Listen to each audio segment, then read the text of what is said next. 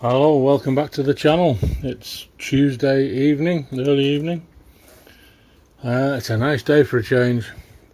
I don't know what the weather was doing around here earlier today, but where I work, about 25 miles away, it absolutely hammered down most of the morning and well till early afternoon. Shortly after lunch, and it stopped and dried out. So I'm just in the greenhouse. I've just harvested one of these mini cucumbers, and I've just picked a bunch of tomatoes. There's still another cucumber and quite a few more along the ridge line.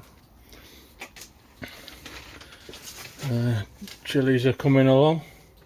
A couple more of these Scotch bonnets are forming. It's only a couple of those pot black ones. At least one of these, I get the feeling that's going to be extremely nasty. It just has that nasty look to it.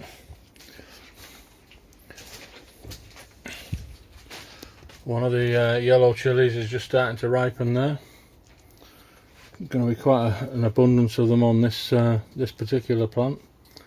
And there's a couple more of these. These are a sweet pepper, like a banana sweet pepper. So there's a few more of them forming. I just trimmed off some of the dead leaves, and I've given the place a water. I never made it back into here over the weekend. It just absolutely hammered down all weekend, so I knew everything was wet enough to survive. So have a quick look in the garden.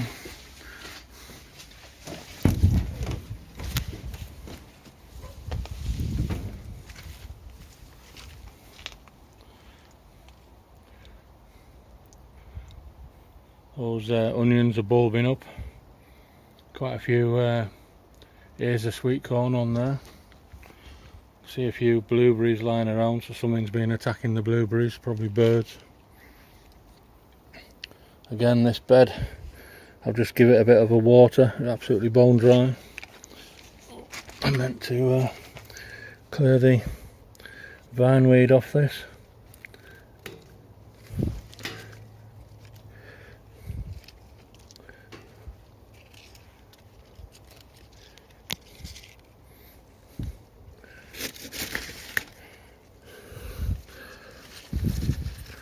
It's amazing how this stuff just grows faster than anything else, and always manages to find one of your plants to strangle. Same with brambles, just come up everywhere.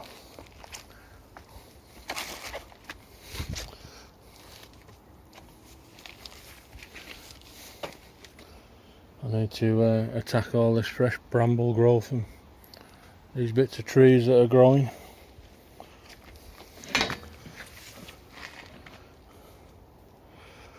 I've not took the cover off this yet, but it's getting absolutely hammered, so I think I said last time it's going to have to be some slug pellets in there.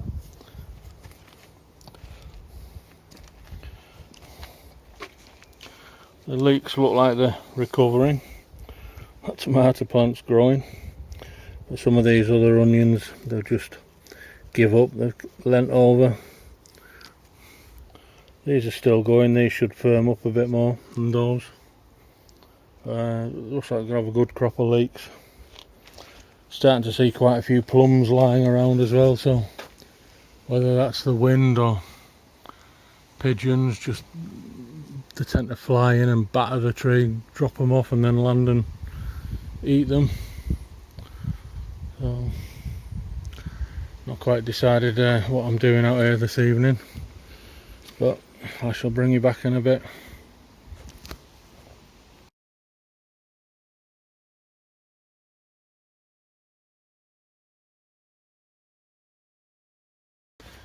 Hi, it's Saturday afternoon. I'm in my greenhouse at home. Just watered the plants, give them a drink of liquid fertiliser. Let's have a spider in the background, I don't know if you can see it. A couple of these, I've just harvested one of these cucumbers. It looks like a few more are dying back on the plant. So it obviously just has an idea itself how many it can sustain. So as soon as you harvest them, or you better harvest them as soon as they're ready. Quite a few tomatoes ripe again. That chili's probably about ready for picking, I'm guessing. Hopefully some of these others won't be far behind. A couple of, it's like a beefsteak tomato, but quite a few tomatoes ripe. A nice big spider in the corner, hopefully he'll take care of some of those bugs. Just noticed, I think I need my reading glasses really to see them up close, but I have a feeling I've got some green fly on these, so it looks like little green lumps on some of the stems here. So I need to deal with them. I think soapy water is a good deterrent for them. So I'll give them mix them up and give them all a squirt, because they're stopping the plants developing any further.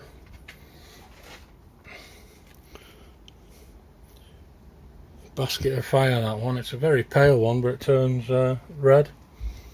So just give the garlic bed a watering. That always seems to dry out. I'll go and get a tub and I'll pick some of these tomatoes. I'll bring you back shortly. Picked a few tomatoes, all different ones there, some plum ones, some sun gold. I think they're called Moneymaker. Picked that large sweet pepper, and I picked that banana pepper. I'm hoping that's ripe. It's the same colour as on the label on the plant, so I'll take that off and hopefully some of the others will ripen up. Just notice there's plums all over the floor around here. The pigeons are knocking hell out of this tree, and they're not even ripe yet, so they have a nibble and fly off because they're not ripe. By the time you get anywhere, they've all been knocked off and munched on. That tomato's doing quite well in the middle of all these onions. Leeks are firming up nicely. Some of these onions are still going. Some are not quite so happy. I think the rain just absolutely battered them. Just noticed, you might be able to see it through the mesh, there's some beetroot forming there, so leave them a little bit longer. I just had a quick sort of rummage down the side of a couple of these plant stalks, and there's actually some nice garlic bulbs forming under there. A couple of them are at least golf ball size, so hopefully they'll keep growing if I can keep the bed damp enough. It dries out really quick, this one. And quite a few decent sized cobs on there as well. Just noticed also there's that's a bean, climbing bean, French bean. So there's a few of them forming. But each set of tassels you see is a corn on the cob forming, so there's quite a few there. A couple of blueberries ripening still. I'm reluctant to pluck the weeds. I don't want to disturb the onions and garlic I've got growing in here. I mean, if you don't pluck them, they take up the moisture and the nutrients, but just got to be careful you don't disturb the roots of any of the plants. Obviously try and knock off any soil and stuff. A few reasonable sized onions forming there, bulbing up.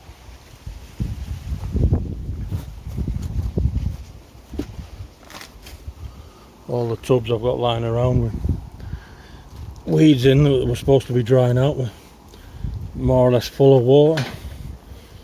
I've not been able to set that fire going again yet, it's just been too wet. Got a few brambles ripening up as well. Not sure what to do with them. I'm not a big, it's not that I don't mind the taste, I just find the seeds in them are that big, I always end up getting them stuck between my teeth. But I'll have to see if there's any. I mean, probably don't have enough. I've either got to hack it all out or let them develop, but I don't mind like bramble jelly where you just get the juice out of them or strain out any of the the seeds afterwards, but I might have a prune at some of this, and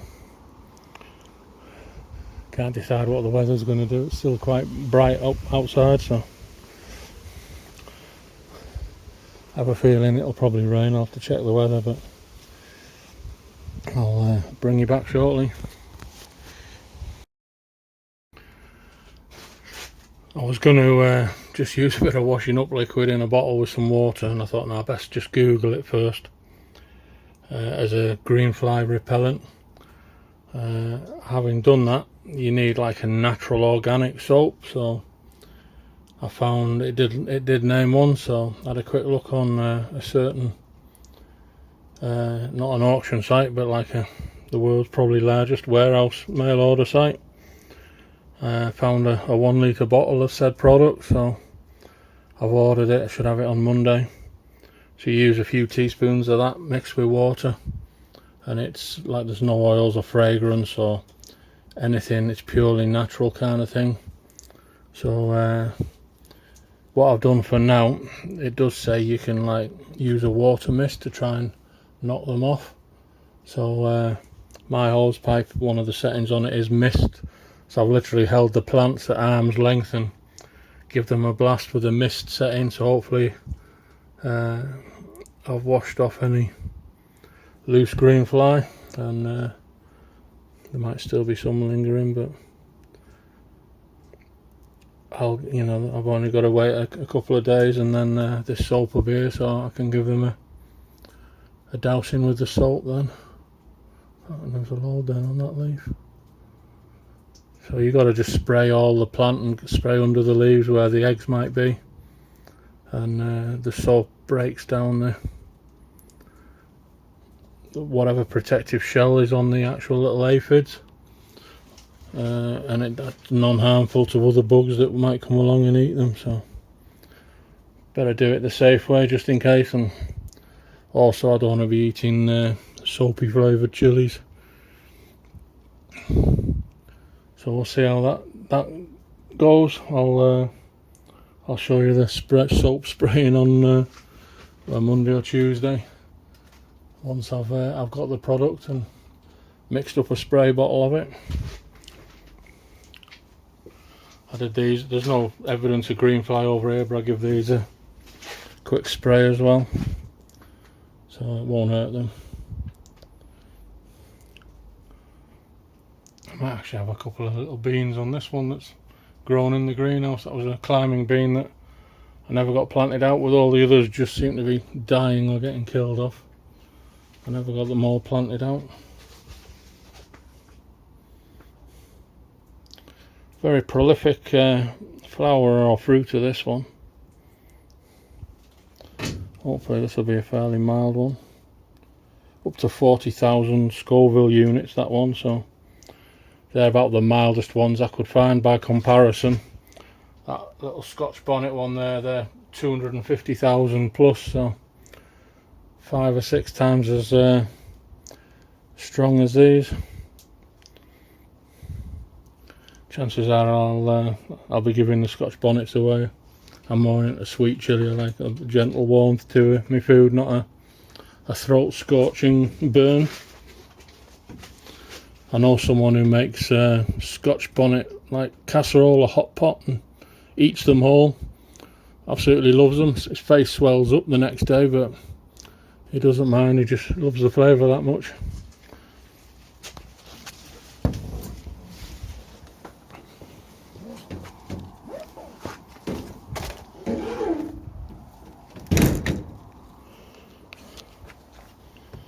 Just show you that quickly. I've got that nice bulb forming under there. So I know some of these are going to give some reasonable results, as long as I don't keep messing with them.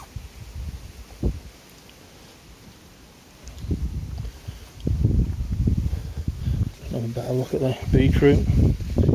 So as you can see, there's a few little beetroots forming there. I'm not actually sure what variety that was, but typically I'd imagine they'd get a bit bigger than that. beetroot actually is, I mean, most people eat it as a cold pickled vegetable, but I like it as a hot vegetable, you know, on your Sunday dinner or something like that. It lends itself very well to it as a hot vegetable. But also, what you may or may not know with beetroot, if you cook it, then peel it, liquidize it with a bit, well, I'd use a bit of apple juice, but beetroot as a drink is fantastic for bringing your blood pressure down. If you suffer from high blood pressure, it can bring your blood pressure down very, very quickly. One of the fastest things that can do that. So pretty decent vegetable, worth having lying around if you suffer from blood pressure or high blood pressure. Obviously if you have low blood pressure you probably don't want to do that, but literally within sort of 20 minutes it can lower your blood pressure by a few points or whatever you measure blood pressure in. I'm gonna have a bit of a chop at some of these, and I'll bring you back in a bit. Doesn't really look any different, but hacked a bit of stuff out there, took out some of the bramble and some of the tree bits that are self-sown and growing up. It's actually all gravel underneath here. It's about 6 inches deep of gravel, but it's amazing what roots into stuff. I'm tempted, I don't know if I'll get enough, just letting the brambles sort of fruit once and harvest them and then cut it all right back. I've got some glass here, and this was out of my old original greenhouse. It's I really need to move. That frightens me every time I walk past, as if you fall on it or something it'll be game over. So I really need to make a space somewhere and try and move that, and I can slowly work my way back through all this lot. It is easier over winter when the leaves have died off and you're just dealing with sort of branches and stalks then. That'll do me for today. It's time to go and sort some dinner out or some evening tea. It's forecast is saying might have a bit of rain during the night and scattered showers throughout tomorrow, so I might try and nip to my allotment and just do the jobs I wanted to do at the allotment. I've got some dead tomato plants I really need to rip out. I'll say dead, they're not dead yet, but they're badly decaying. I think tomatoes and potatoes are part of the same family, and they all suffer from something called blight. Now, the potatoes up the allotment are fine at being elevated, but blight is it's a strange condition. It's always present. They reckon it lives in the soil, but it's triggered by certain atmospheric conditions. So certain heat range, certain humidity range, and it's been quite warm, but we've had some heavy showers, and some of them showers have obviously blasted the inside of the greenhouse, as I'm missing a couple of roof panels, so I think that's probably what's triggered the blight on some of them tomatoes. Now we've got the opposite. The ones in the greenhouse here are probably healthier plants than the ones some of the ones at the allotment, so I need to try and deal with them tomorrow, get them out before they contaminate everything. I might see if my stuff in the incinerator up there is dry enough to sort of burn, and then I can burn off all the contaminated tomato plants as well. Not sure if I'll make it back into the garden here tomorrow. We'll see what the weather does, but if I don't make another video, thanks for watching so far. Cheers now.